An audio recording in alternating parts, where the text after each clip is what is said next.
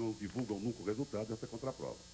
Então, acho que a gente podia se aprofundar mais, não fechar os olhos para isso, porque parece que o único médico que ministra e que é apologista dessa tese horrorosa a favor do anabolizante e que todo mundo tem que se igualar através da droga é o doutor Júlio. Não.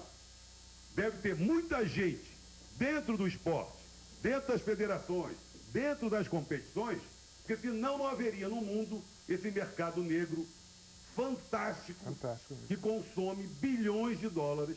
Seria um mercado que não seria negro, seria uma brincadeira de criança. Acho que agora a gente está chegando num ponto que é interessante. Realmente, acho que todo mundo aqui concorda que a apologia que ele faz ao doping, acho que todo mundo condena isso. E agora sim, vamos então discutir o que realmente interessa. O que fazer, já que o problema existe, ele existe mesmo, para que a gente possa combater de maneira mais eficaz esse problema. Acho que agora a gente está caminhando demoraram acho que umas 2 horas, no rumo certo.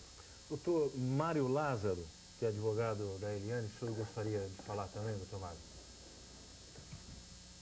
Primeiramente, parabenizar a ESPN, que nós estamos acompanhando desde o início, da primeira matéria que vocês fizeram com ela, e vocês trouxeram a realidade dela, que não difere, infelizmente, em muito, da maioria dos esportistas brasileiros.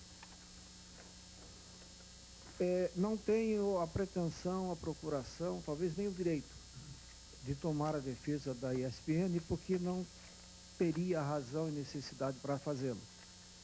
Entretanto, o tempo que eu convivo com a imprensa, ao longo de mais de 30 anos, o tempo que eu pratiquei o esporte como amador, as lembranças felizes que tenho do mestre Vlamir, do Pecente, do Zé Boquinha, do Nascimento, do falecido e saudoso Vladimir Blatkowski, que honradamente dá nome ao ginásio de esportes da minha cidade, eu estou cada vez mais comprometido e admirado com a lisura e com a forma que a ESPN está conduzindo a matéria.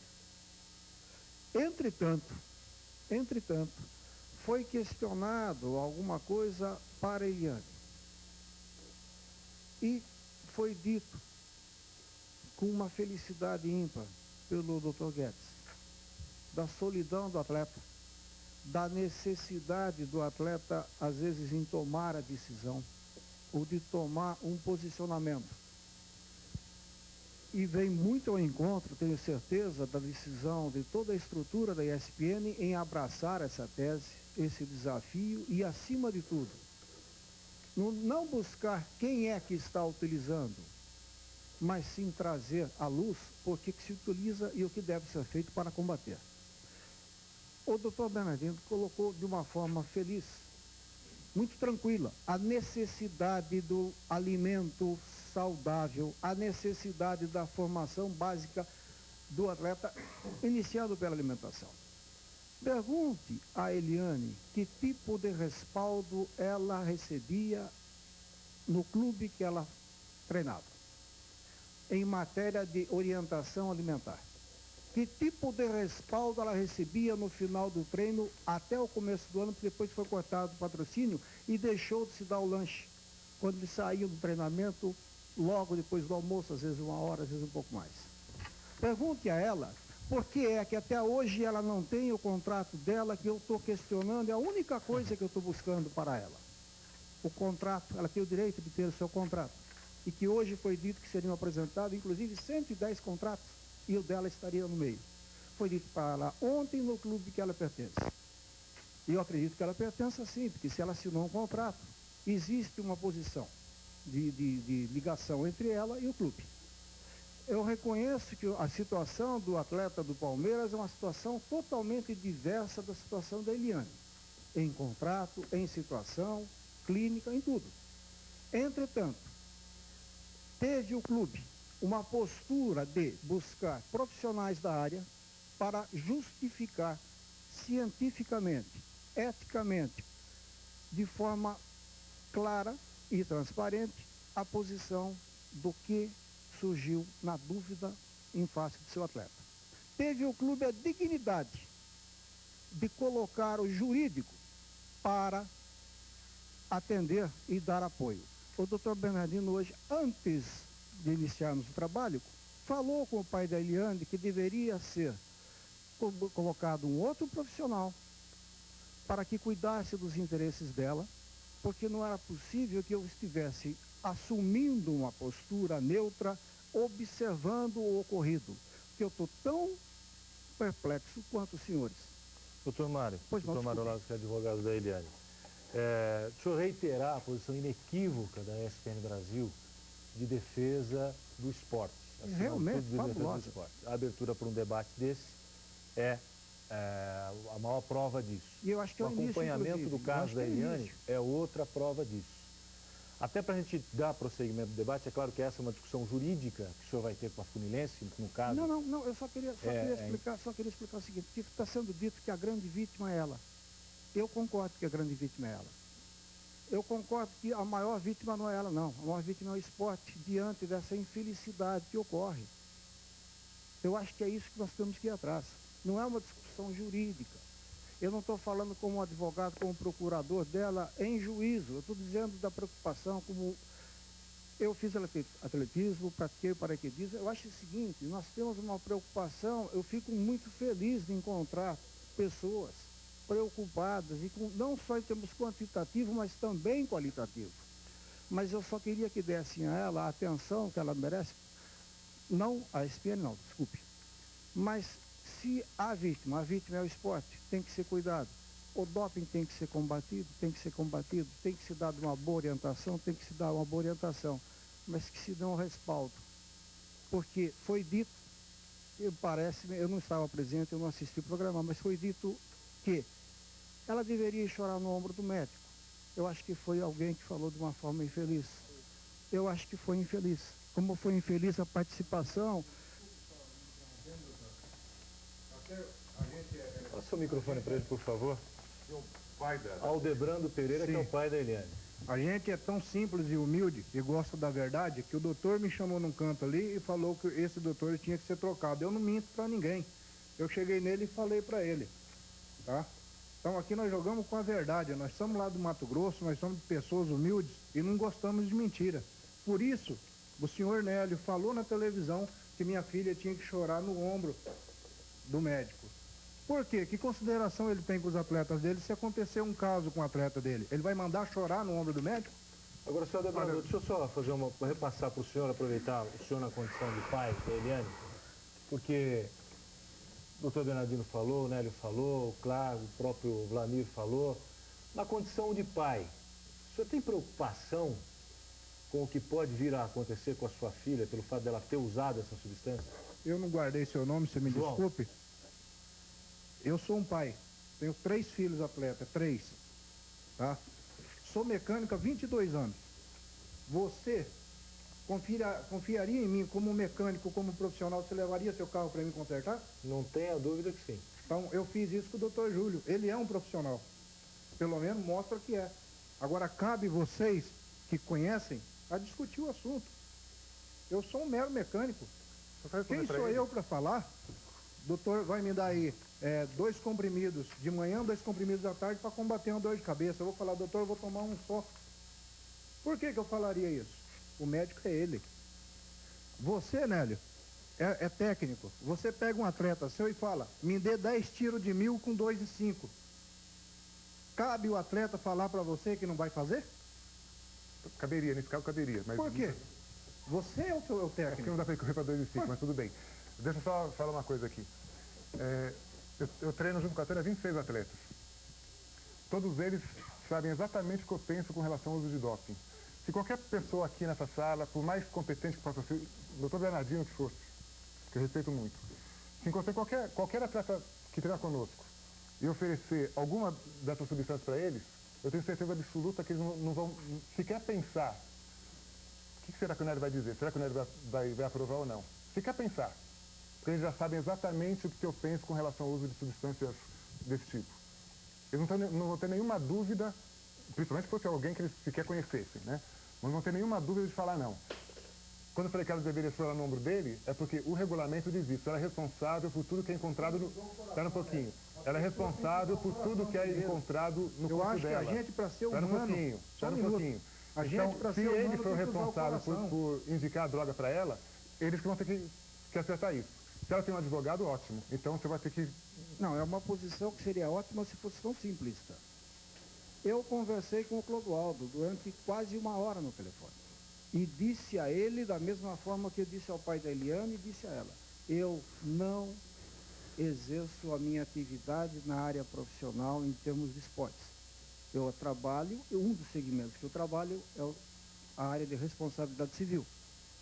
Entretanto, eu não aconselho que se faça absolutamente nada enquanto não se esclarecer o que efetivamente está ocorrendo. Agora, eu acho que ela deveria estar com o respaldo jurídico daquele local que ela frequentava e eu entendo que ela tem a ligação, que é a Fluminense. Eu não sei. Não, espera um minutinho só. Foi 25, não, mas eu acho... Não, eles ofereceram advogado para você ou não, Eliana? Não sei. Como assim? Se eles ofereceram assistência jurídica para você? Ofereceram assistência jurídica, agora disseram que ia entregar o contrato. Saiu no Estadão que ia entregar o contrato, eu pedi o contrato e ela foi avisada ontem para que fosse até Campinas. Foi Campinas que você foi? Para que fosse conversar com o Clodoaldo a respeito do contrato. Por exemplo, o senhor falou, eu acho que o senhor falou de forma muito feliz e acertada, se ele teria participado do exame da contraprova. Entretanto, ela foi chamada na casa pelo Clodoaldo, foi levada no dia 10 de agosto para o Rio de Janeiro. O técnico disse que ele tinha compromissos, não poderia permanecer lá. Ela ficou lá, ela foi sabatinada, ela passou por exames laboratoriais, sem a presença de ninguém que não fosse as pessoas que eu acredito que são credenciadas e de respeito, mas eu só acho que deveria ter sido dado um tratamento um pouco melhor. Ela voltou sozinha de avião, o pai foi buscá-la. Ela não tinha dinheiro para nada. Doutor Mário, me desculpe interrompê-lo novamente, doutor Mário, que é advogado da Eliane. Desculpe, mas eu só queria... o problema da Eliane não é diferente do problema de um grande número de atletas dos mais variados esportes brasileiros. Só que se a gente ficar discutindo a questão da Eliane, que já foi exaustivamente discutida até nos nossos Sport Centers, a gente não vai conseguir dar um encaminhamento para o nosso debate, que é o que a gente pretende. Correto. Aliás, o Trajano foi muito feliz dizendo que o que se discute hoje é que o doping existe e como é que se pode combatê-lo. Eu acho que é exatamente isso. É o mais importante agora. Você tinha uma pergunta a fazer, né? Ela é jornalista do jornal Estado de São Paulo. Seu nome, por favor? Boa noite, Valéria Zuqueran. Eu sou jornalista do jornal Estado de São Paulo. Eu tenho uma pergunta para o Dr. Júlio e para o Dr. Bernardino, que acho que é uma coisa que poderia ajudar a esclarecer um pouquinho o caso da Eliana. O tratamento com o uso desses suplementos alimentares, para o caso dela, que é a síndrome da mulher atleta tríade, que seja, o uso desses suplementos era o único tratamento possível para esse problema? Não. Poderia ser administrado pílulas à base de estrogênios e de progesterona. Só que com todas as consequências que a pílula provoca, ganho de peso, retenção líquida, até perda de desenvolvimento atlético em alguns casos.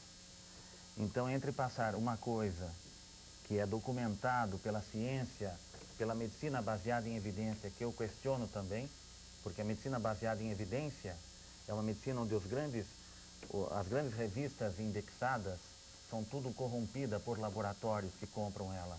O corpo editorial é corrompido. Os trabalhos em que você vê nas revistas, em que eles se vangloriam de medicina baseada em evidências, são trabalhos todos corrompidos por laboratórios. Para você ter uma noção, o FDA norte-americano, ele não aceita como patente vitaminas, sais minerais, oligoelementos, aminoácidos fitoterápicos. Então, não estimula o desenvolvimento de pesquisas nessa área. E se você fizer uma pesquisa de 10 anos e desenvolver um único produto, esse produto não vai ser viável para essa empresa. Por quê? Porque outras podem copiar, porque não existe lei de patente. E outra coisa, se alguém quiser publicar numa revista indexada qualquer trabalho, eles não aceitam, porque o corpo editorial é fabricado e controlado e manipulado por esses grandes laboratórios. Então, entre dar um produto à base de estrogênios e progesterona que entre dar o androstene, que é um nutriente, que é um nutracêutico, não é como o doutor Bernardino falou, que é um anabolizante, é um nutracêutico que vai ser convertido através de várias quebras em progesterona e em estrogênio. Eu preferi passar o androstene, tá? Se você perguntar, mas tem evidência científica? Tem evidências, não em revistas indexadas. Não em revistas indexadas, porque as revistas indexadas a gente tem que acompanhar com olho clínico, como em tudo que você vê. Eu pediria sobre se fosse um pouco breve, por favor. Bom, o tratamento é clássico, é um só. Então, quanto ao anticoncepcional, nas Olimpíadas, inúmeras atletas competiram, atletas casadas com anticoncepcional de última geração, com quase nenhum decréscimo esportivo, com essa retenção de líquido que é questionável. Portanto, quanto a isso não vamos nem discutir. O tratamento é clássico. Mudança de treinamento, alimentação adequada, aumentando o valor calórico, aporte calórico para você aumentar o colesterol e aí você ter os hormônios, né? Repouso, mudança de treinamento e a suplementação com cálcio e outras vitamina D, outras necessidades que se fizerem, que forem necessárias. Então, esse é um tratamento clássico, não tem que se inventar. Realmente aí foi uma justificativa para jogar uma cortina de fumaça em tudo isso. Essa é a grande verdade. Ele não falou antes, no começo, porque procurou uma forma de tentar justificar o injustificável. Eu nunca procurei. E parece que a sua faculdade não lhe ensinou educação também, porque isso é falta de berço. Eu nunca lhe interrompi. Então eu gostaria que o senhor, por favor, se ativesse e aguardasse. Assim de qualquer forma, realmente o senhor fala muitas coisas pertinentes e eu vejo aonde o senhor está, como o senhor é conhecido no meio esportivo. O senhor está sendo execrado justamente porque o senhor é bastante capaz. Vamos ver o que vai dar pela televisão. Respondendo, definitivamente o tratamento é esse, não tem que se inventar, viu? Realmente o resto é balela, é invenção. E volto a dizer, né, a menina foi prejudicada, como o pai disse, procurou um mecânico. O mecânico trocou a bieleta de uma forma inadequada. Eu acho que aí, né, tem que se pensar em relação a isso.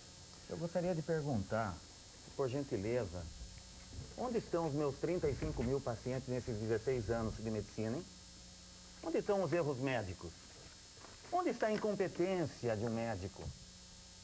A gente conhece todos os colegas com 1, 2, 3, 30 processos a nível de Conselho Regional de Medicina ou a nível de Justiça. Aonde que estão os erros médicos? Que os pacientes evaporaram? Era só isso. Por favor, Enzo, você acompanhou, já participou com a gente no Sport Center, falou hoje sobre as consequências danosas na utilização. Recentemente teve a felicidade de ganhar um campeonato sem a utilização de anabolizantes, né? Depois de todo esse debate aqui, o que você depura, o que você pensa de tudo isso? Bom, eu acho o seguinte, que o controle antidoping tem que ser feito. Existem N maneiras de burlar o antidoping, existem. E que existem drogas que não são detectadas, também existem. Eu vejo da seguinte forma, eu acho que a pessoa ela tem que ver o que é bom para ela e o que não é bom. Ela tem que ter ciência que se ela usar o anabolizante, ela está brincando de roleta russa com a própria vida. Então ela pode se dar bem no esporte, mas também pode perder a vida.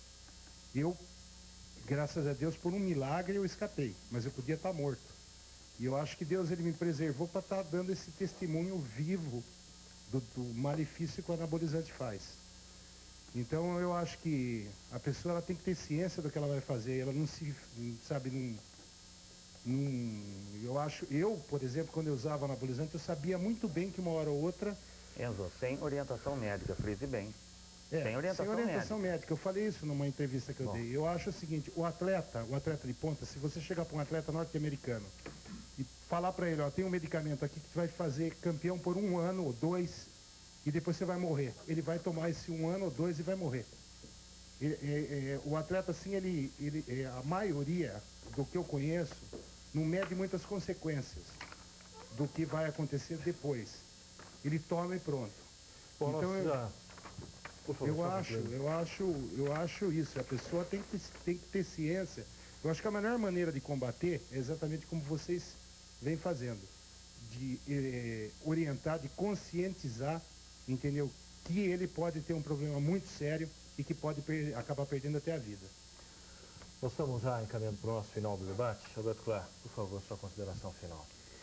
Bom, eu gostaria de, mais uma vez, me dirigir aos assinantes, mostrar e provar, mais uma vez, de que o esporte, ele é sadio, o esporte competitivo é sadio, quem não são sadios ou sadias são as pessoas que fazem de tudo para tentar fazer com que a vaidade seja a grande vencedora. Falo isso na qualidade de um profissional de educação física e de um treinador com 2 Jogos Olímpicos, Barcelona e Atlanta, com 2 Jogos Pan-Americanos e com mais de 3.000 recordes na sua carreira. Não questiono um dos 3.000 recordes caindo com a participação da dopagem. Falo isso em nome do esporte, porque, como foi bem lembrado, não está sendo falado aqui de 1 ou 2 atletas. Está sendo falado a consequência da prática do esporte. Eu, como pai, ter medo de colocar minha filha no esporte competitivo porque ela não estará sendo sadia em praticar. Não é esta a verdade, senhores ouvintes. O esporte é sadio. Agora, pode ser que vocês encontrem pessoas não muito sadias, principalmente no vínculo mental, porque só pode ser um psicopata quem pense que o esporte, para ser vencedor, precisa-se de muitas burlas de leis. A lei maior é a vida. Muito obrigado. Nélio, por favor.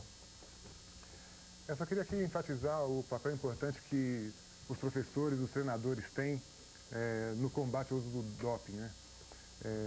Quando eu falei que nossos atletas, aqueles atletas que são orientados por mim, pela Tânia, por vários outros, pelo Neilton, pelo Adalto, com certeza, muitos dos que estão ouvindo, eles não teriam nenhuma dúvida em dizer não, é porque nada é escondido deles. Então, sempre que há bastante informação, quando eles sabem as coisas que acontecem, as consequências, até a possibilidade de eles poderem atingir bons níveis competitivos, talvez não aqueles que eles conhecem em função das limitações deles, mas bons níveis competitivos, sem uso nenhum de doping, e quando isso é reiterado todo dia, a chance que você tem de ter nesse grupo alguém fazendo uso é muito pequena. A influência que nós temos, a gente tem que estar muito consciente disso. A influência que nós temos sobre o comportamento das crianças, dos jovens e dos atletas é muito grande, talvez até maior do que a influência que teria um médico o orientando ou estimulando a fazer uso do doping. Então, o que eu gostaria de reforçar, até as palavras do Alberto, de pedir realmente para que o assinante procure ver o lado positivo dessa discussão toda, que é realmente tentar mostrar que o problema existe, e nisso a gente realmente tem que louvar a ESPN, mas que tem muita gente, ou muito mais gente, preocupada em controlar esse problema, em vencer esse problema, do que pessoas tentando burlar e recomendar o uso de doping, que é uma coisa absolutamente absurda. Doutor Júlio, por favor. Eu imaginava que vocês fossem pedir para mim mostrar como que se burla o doping, como que o doping é uma coisa falsificada, como que existem atletas que nunca são pegos. Eu trouxe, inclusive, um trabalho de uma revista indexada, de julho do ano passado, mostrando que a aplicação de 1 miligrama de um princípio ativo de testosterona sublingual, com uma modificação molecular, faz com que essa molécula não sofra a metabolização hepática ou minimize o máximo possível a destruição pelo fígado, e tenha ganhos de aproximadamente 1 miligrama de 4.225% de ganho de anabolizante 1 hora após a administração. E pasmem, 2 a 3 horas após, não tem mais nível sanguíneo dele. Então, isso que o Dr. Bernardino falou, de pegar o atleta fora de competição, em treinamento, também é uma falácia, uma mentira, porque existem esses produtos hoje que eu provo para ele, e ele como especialista ele não conhece, deveria conhecer, e eu estou aqui para provar isso, e segunda-feira, terça, se a ESPN quiser fazer um trabalho de pesquisa pela USP, mostrar, comprovar que o doping é furado, porque 1 miligrama de anabolizante não significa nada para um atleta que usa 600 miligramas, ou 500, ou 3.000 miligramas, e 1 miligrama aumenta 4.225% na primeira hora. e desaparece em 5 a 6 horas, com melhora em todo o rendimento atlético nos treinamentos e com melhora durante as competições. Será que muita gente conhece isso? Doutor Bernardino. É o final, encerramento? Bom, eu quero primeiro passar um site para o assinante, rapidamente, porque eu acho que é de interesse, falando sobre todo tipo de anabolizante, como isso funciona, como que isso é disseminado na academia. Então, são dois, www.fisiculturismo.com.br e o outro, www.saude.gov.br. Né? Eu acho que foi discutido praticamente o mais importante, não adianta entrar no mérito técnico. Ficou provado que, às vezes, na mão de um lunático, de um mentiroso, a consequência pode ser muito grave. Você, pai, você, atleta que quer começar a fazer esse esporte, procure uma pessoa séria. Esse corporativismo é mentira, que é citado, às vezes nem sempre funciona como essa teoria conspiratória, né? Em que todos são de esquema, todos mentem, todos enganam. Lincoln já disse, século passado, você não consegue enganar todo mundo o tempo todo. E a máscara está caindo. Eu acho que o mais importante disso tudo é a gente encetar formas educativas, né? Eu acho que a educação é tudo. Nós temos aí, o ano passado, a Jovem Pan, a Copa Jovem Pan, me possibilitou o ensejo de coletar o material para poder orientar os atletas de uma forma educativa. Nós temos órgãos envolvidos, o próprio Comitê Olímpico Brasileiro, quero agradecer o doutor Grangeiro aí que dá uma força para nós, os sindicatos, os conselhos, enfim, todos os órgãos esportivos que ajudam a combater. Claro que sempre vai existir, a briga de bandido e mocinho, é aquela barreira até a queda do Muro de Berlim, capitalismo contra socialismo. Depois do Muro de Berlim é o interesse, né, do patrocinador. Mas eu posso dizer que o grande patrocinador, a grande empresa, não quer se vincular a nenhum atleta que esteja utilizando o antidopagem, o processo de doping. E gostaria de dizer também que se nós combatermos, se nós apertarmos, isso vai acontecer. Você que quer enganar, nós vamos pegar você. Vamos pegar você. Nossa. E eu tenho certeza que o ganha-pão do nosso colega vai ficar bastante comprometido. Eu tenho 5% com atleta. Quanto aos 35 mil pacientes, eu tenho pacientes ortopédicos, ele tem pacientes na hematologia, na ortomolecular, como ele diz. Então, esses 35 mil também é uma estatística muito duvidosa. De qualquer forma, agradeço a possibilidade. Desculpe por eventualmente alguma exaltação no programa, mas realmente ouvir determinadas baboseiras realmente tira qualquer um do sério. Muito obrigado pela oportunidade pela ESPN e me coloco à disposição para poder ensinar alguma coisa para pessoas como você. Muito obrigado. Obrigado. Eu queria falar com a Eliane. Eliane, você acompanhou todo esse debate, viu o doutor Júlio, ouviu o doutor Bernardino, tem o teu caso em especial que acabou detonando